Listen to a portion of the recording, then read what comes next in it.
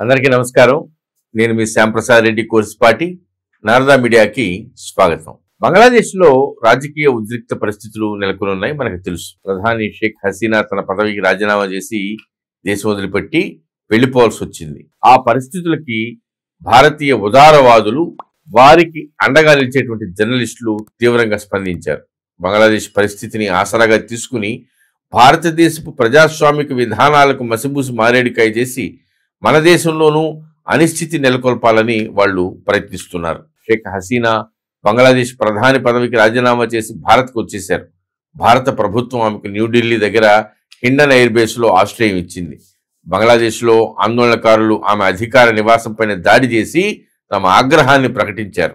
బంగ్లాదేశ్కి పొరుగు దేశంగా భారత్ ఆ దేశపు సరిహద్దు వెంబడి హై అలర్ట్ ప్రకటించింది.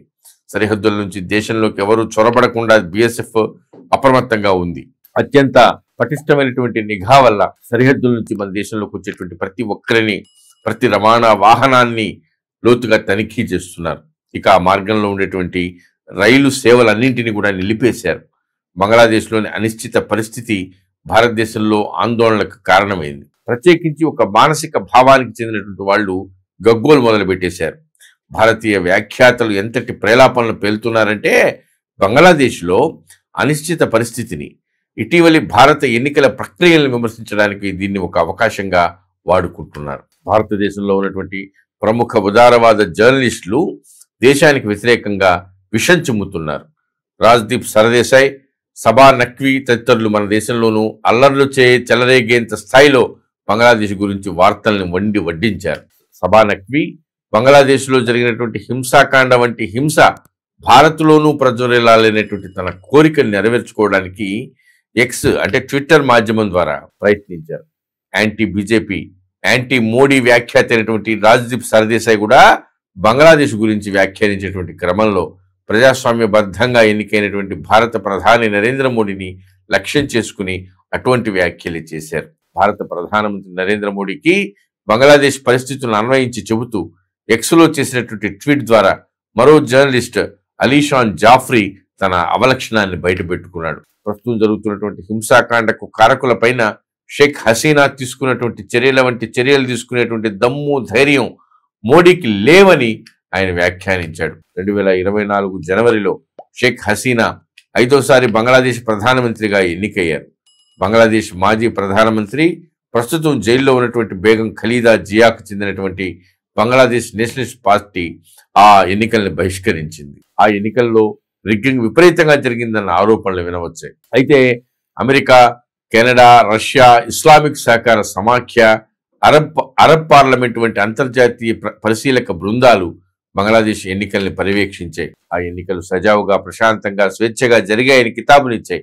అధికార మార్పిడి సాఫీగా జరిగిందని ప్రశంసించాయి. బంగ్లాదేశ్ ప్రస్తుతం ప్రజా అసంతృప్తి, వ్యతిరేకత, హింసాకాండలో నడుస్తున్నట్టే భారతదేశంలోనూ అటువంటి పరిస్థితి తలెత్తేలాగా సమాంతరంగా మరో కుట్ర జరుగుతుందన్నటువంటి గుసగుసలు వినిపిస్తున్నాయి.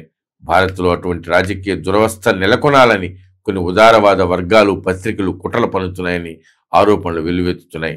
ఇప్పుడు బంగ్లాదేశ్లో రేగుతున్నటువంటి అరాచక పరిస్థితులు భారత్లోనూ తలెత్తేలాగా చేయడమే ఆ కుట్రదారుల లక్ష్యమని తెలుస్తా ఉంది. దీని నుంచి మన నాయకత్వం ఎలాంటి జాగ్రత్తలు తీసుకుంటుంది, అలాంటి పరిస్థితులు ఉత్పన్నం కాకుండా ఈ దేశంలో తీసుకోవాల్సిన చర్యలు ఏమిటి? కేవలం ప్రభుత్వం మాత్రమే కాదు, ప్రజలందరూ కూడా సంఘటితంగా ఇలాంటి పరిస్థితిని ఎదుర్కోవాల్సిన అవసరం ఉంది. మెళకువతో వ్యవహరించాల్సిన అవసరం ఉంది. ఎలాంటి రూమర్స్ని కానీ, ప్రచారాలను కానీ నమ్మకుండా తెలివిగా జాతీయవాద దృక్పథంతో మనమందరం కూడా మసలుకున్నప్పుడే ఇలాంటి విపత్తుల నుంచి మన దేశాన్ని మనం రక్షించుకోగలుగుతాం, మనల్ని మనం రక్షించుకోగలుగుతాం ముఖ్యంగా. కాబట్టి కేవలం ఇలాంటి అంతర్గతమైనటువంటి సమస్యలు కనుక మొదలైతే వ్యక్తిగతంగా మన మీద కూడా దాడులు జరిగేటువంటి అవకాశం ఉంటుంది. మన కుటుంబాలు కూడా రక్షణ కోల్పోయేటువంటి అవకాశం ఉంటుంది. కాబట్టి ప్రతి ఒక్కరు కూడా తెలివిగా ప్రతిదాన్ని తేలిగ్గా తీసుకోవడం, కొట్టిపరాయడం, అదే ఉందిలే ఇదే ఉందిలే అని ఊరికే మాట్లాడడం కాకుండా కొంచెం తెలివిగా ఆలోచించడం, ఒక బాధ్యతాయుతమైనటువంటి వ్యక్తులుగా వ్యవహరించడం నేర్చుకుంటే మంచిది. భారత్ మాతాకి జై. ఈ వీడియో మీకు నచ్చినట్లయితే లైక్ చేయండి, షేర్ చేయండి, సబ్స్క్రైబ్ చేయండి. మీ అభిప్రాయాన్ని కామెంట్ల రూపంలో తప్పకుండా తెలియజేయండి.